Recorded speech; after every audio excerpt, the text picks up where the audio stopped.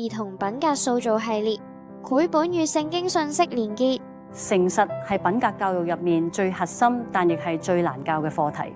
喺最重要的事入面，小柯為咗幫唔識英文嘅外公去揾工，喺溝通嗰陣冇講實話。雖然出發點係想幫屋企人，但謊言帶嚟嘅結果係所有事情都做錯晒。故事中嘅外公選擇誠心去彌補過錯，並為僱主着想，最後贏得咗尊嚴、信譽同埋一份正式嘅工作。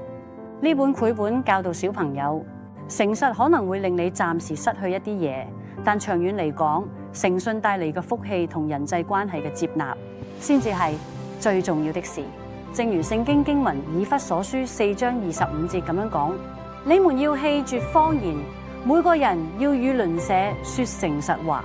家長可以借此引導小朋友，誠實係人格尊嚴嘅基石，冇任何一件事比誠實更重要。亦能夠讓自己同其他人因此而得到福氣。